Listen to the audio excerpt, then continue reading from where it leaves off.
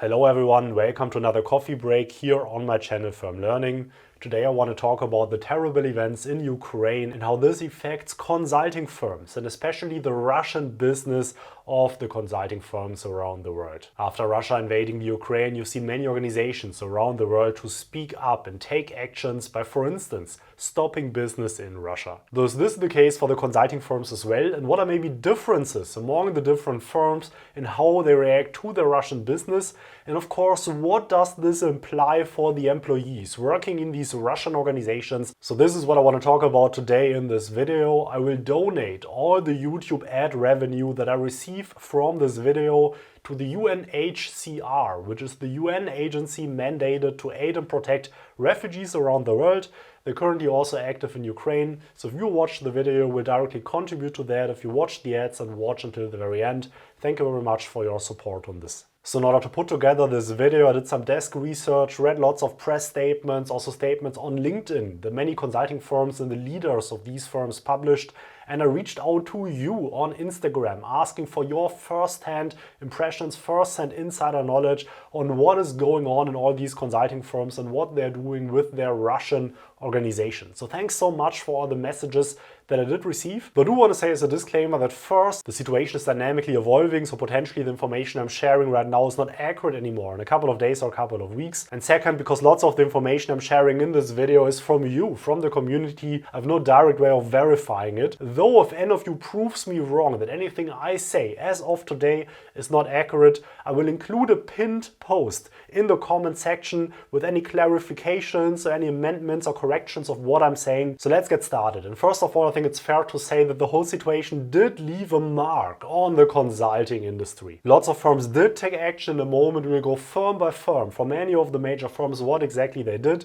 There even was a statement from Alexander Kravchenko, which was the managing director of McKinsey in Ukraine, who released a post on LinkedIn saying that the Russian actions were a military crime. So from my experience, such a candid political statement is rather rare from the leadership of any big consulting firm. As far as I know, that person also uttered that as a private person, not necessarily as an official spokesperson for the firm. But still, this reaction is remarkable and surely nothing like everyday business what's going on right now. But let's look into individual firms and let's start with the MBB strategy consulting firms, so McKinsey, BCG and Bain. Shortly after the news of the invasion, McKinsey released a statement saying that they will not conduct any work for the Russian government, and then a couple of days later they extended that to not accepting any new work for any Russian client whatsoever. And rather similar statements were released by the leadership of Boston Consulting Group and of Bain. So what exactly does this mean for the staff of these organizations working in Russia? And here once again I want to reiterate that all of this information was collected from the community. I wasn't able to verify any of it. Feel free to leave a comment if you know more.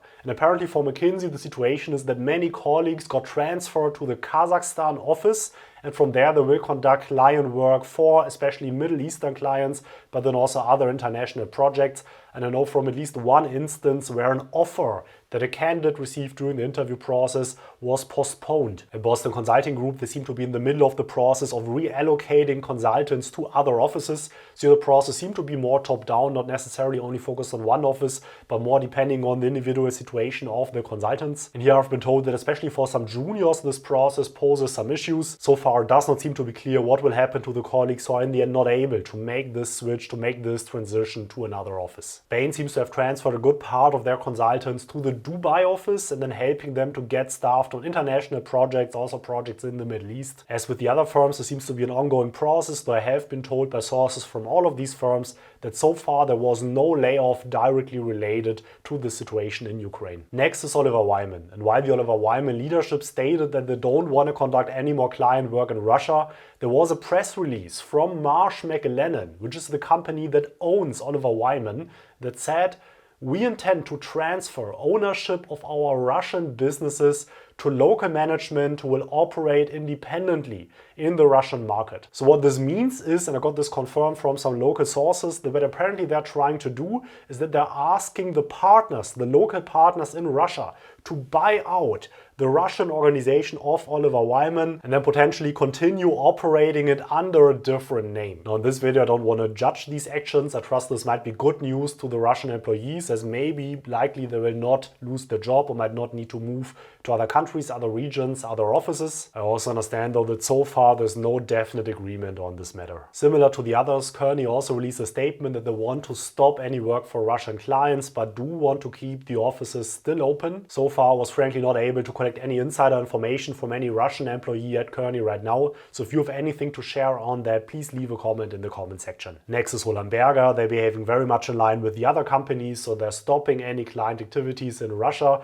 To my knowledge, leaving the offices open for now. They're now relocating colleagues mainly to the Middle East and also some other international offices and helping them to get staffed on international projects from there. Accenture arguably took the most drastic measures from the companies on this list. They completely discontinued all operations in Russia and laid off all of their apparently 2,300 people working in that country. Overall, the whole organization was laid off, and the severance offer that these people received, this at least was I was told, is that they got 3 monthly salaries as a severance payment. Let's next talk about the big four. So this is PwC, KPMG, EY and Deloitte. And what's first important to understand is when we talk about the big four firms that due to legal regulations, also due to their audit business, they are structured in local, legally independent subsidiaries. So there's a legal entity for the Russian business for each of these four companies. And what all of these four firms announced is that they want to stop the affiliation of the Russian entity from the global network of any of these four firms. So what this means is that the entity that was, for instance, called PwC Russia, in the future cannot call itself PwC anymore, but that entity still exists and can still continue its operation. And I trust this is what is happening for all the four big four companies. So in all fairness, given that these are legally independent entities, it probably was more or less difficult, maybe even impossible, than for the mother organization to completely stop the operations in this country. Of course, I'm not a legal expert on these issues. The result surely is that these entities will continue its operations, likely under a new name in the future. And I received some details from an internal memo of one of these Russian organizations from one of these firms. And in this memo, Russian leadership stated that they actually see the situation from now on positively, because now there will be less competition from international firms. And on top, they will also get access to lots of talent from other consulting firms, staff that was laid off or did not want to relocate to any other location. Those, of course, are people who will likely maybe want to work for any of these firms going forward. So interesting situation. Let me know what you think about this in the comments. Hope this served as an informative overview of the situation of consulting firms in Russia. If you took any value out of this video, as always, destroy the like button for the YouTube algorithm and also subscribe to stay up to date on my content. Big thanks to all the members of this channel supporting my work. Once again, I will donate all ad revenue from this video to the UN Refugee Agency. My name is Heinrich. I release weekly videos every Saturday. Thank you all for watching. Until next week, and goodbye.